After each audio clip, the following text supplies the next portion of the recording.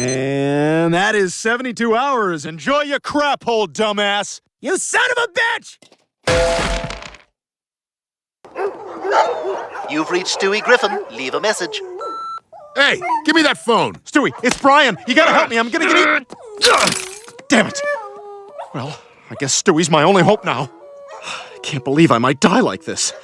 Brian Griffin, the self-proclaimed intellectual of Family Guy, often acts smug and hypocritical, making it satisfying when he faces well-earned consequences.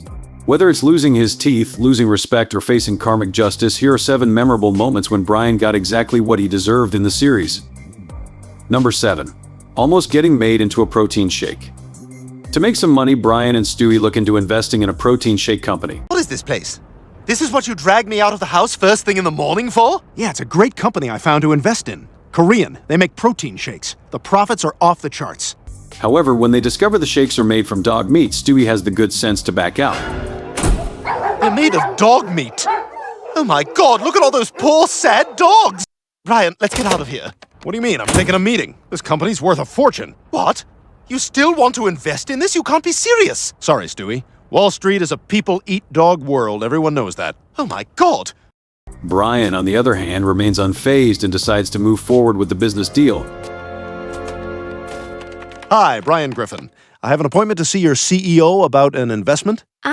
Yes, we're waiting for you. Here, breathe deeply into this investor's bag. All right. Unfortunately for him, the company kidnaps him as a source of dog meat for their shakes. Honestly, the fact that he didn't see this coming makes the outcome feel warranted. Damn it. Well, I guess Stewie's my only hope now. I can't believe I might die like this. I always thought I'd go the way all dogs dream about, slowly and at great inconvenience to my owners. This is a low moment for Brian. His greed nearly costs him his life. Number 6. Having his tail cut off. Brian starts dating a sweet blind girl named Kate, only to find out that she hates dogs. All right, good night.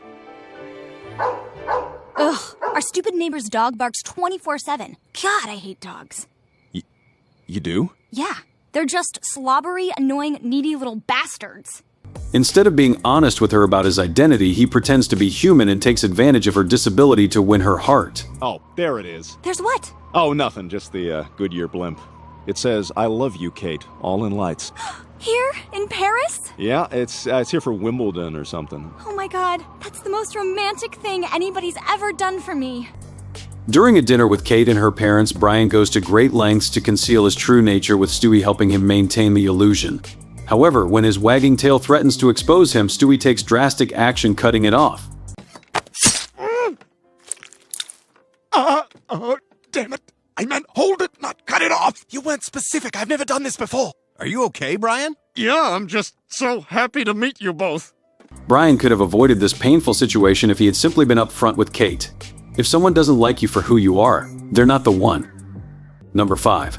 Getting his teeth knocked out. After landing a job as a real estate agent, Brian tries to trick Quagmire into buying a dilapidated condo.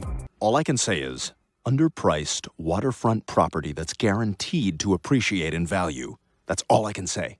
Oh, wait, are you bothered by sorority noise, though? I don't know, Brian. I don't know if I'm a real estate investor. Well, you might surprise yourself. The worst part, Brian only got the job thanks to a set of teeth that Quagmire generously helped him obtain. Look, listen, just take this. What is this? That's my dentist. He'll bill me. I've got an account. You got an account with a dentist? He sells me nitrous at wholesale. I bang his wife. Betraying Quagmire like this is a terrible way to repay his kindness. What the hell? This is a dump! Well, maybe it's still got a nice ocean view. The harbor is poisoned. Damn it, Brian screwed me! That's why I've never made any major investments with my dog. When Quagmire realizes he's been duped, he knocks out Brian's teeth. In the end, Brian loses both his teeth and his job, and he has no one to blame but himself for being a complete scoundrel. Number 4. Getting banned from his favorite bar. When Quagmire opens a cat cafe, Brian stages a protest, claiming it's a public health hazard in an attempt to shut it down. Damn it, Brian. Also, Persian cats? Let's call them what they are. Iranian cats. This entire operation needs to be shut down. However, his real motivation isn't concern for hygiene. He's just upset that a bunch of cats are now next to his favorite bar. And, well, he's a dog. You can also choose no tip. But that option is, by design, much less prominent. You're a jerk. But fine. If it's a fight you want, you got one. I will squash you like a bug. Though Brian successfully convinces the city to close Quagmire's cafe, his victory is short-lived. Brian, I'm glad you're here. Based on the various public health concerns you raised, the city has decided to shut this establishment down. Really? You're closing the cafe? That's right. Thanks to you, I'm out of business. The health concerns he raised end up extending to other public establishments, resulting in Brian getting banned from the bar. Apparently, due to some recent public health concerns, the city has said that no animals of any kind are allowed in any public establishment. What? You gotta be kidding me. Well, that's all right, Brian. We can go to my writing spot. Brian, look at my jump! His moral outrage is usually selective and self-serving, so it's refreshing to see it backfire on him. Number 3. Getting proven in court to be dumb. When Brian discovers that Stewie has written a book portraying him as dumb, he decides to sue for defamation. Well, I guess I know where you got all that money. You wrote a whole children's book series about me, and you made me look like a total idiot. Stuart Griffin, I represent Brian Griffin, who is suing you for defamation. That's right, I lawyered up, you little bitch! However, in U.S. law, truth is an absolute defense, meaning Stewie only has to prove Brian is, in fact, an idiot to win the case. Now, Mr. Griffin, I'm going to recite a biography, and I'd like you to maintain your composure. On December 1st, 1951, Treat Williams was born. Where's the treat? Thank you. I will now read the entry for Christopher Walken. Walk? Go for a walk? Unfortunately for Brian, Stewie does just that. Losing the lawsuit is humiliating, but considering how arrogant Brian has been about his intelligence for years, it feels like well-deserved justice. I have a verdict, Your Honor. Please proceed. The dog is an idiot. The baby wins. Herf Durf! Number 2. Being humiliated on Bill Mahers' talk show. If there's one thing Brian is insecure about, it's his writing career. When he finally publishes a bestseller, the success goes to his head, making him completely insufferable. Now, what does that mean? Wish it, want it, do it. Well, it basically just refers to the steps necessary for identifying and achieving your dreams and doing so in as effective and expeditious a manner as possible. Wow. Hoping to promote his book, Brian appears on Real Time with Bill Maher, but the interview turns into a disaster. Very popular. Well, it may be popular, but I have to say I agree with Ariana. I think it's actually quite harmful. Oh, did you? When did you say that? I just did. People who could be using the money that they spend to buy this book to actually buy something useful, like legitimate health care that they actually need.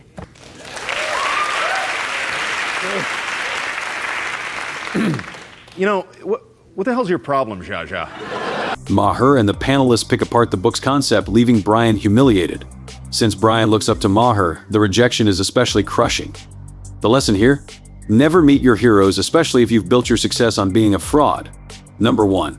Being on the receiving end of Quagmire's rant. When Brian learns from Peter that Quagmire doesn't like him, he invites Quagmire to dinner, hoping to change his mind. Hey, what if I just drank this whole bottle of ketchup? Can you imagine? You dare me? Kind of ruins it for the next person who might want some ketchup. However, when Brian asks why Quagmire dislikes him, he gets a brutally honest, long-winded rant listing all of his flaws. You are the worst person I know. You constantly hit on your best friend's wife. The man pays for your food and rescued you from certain death, and this is how you repay him?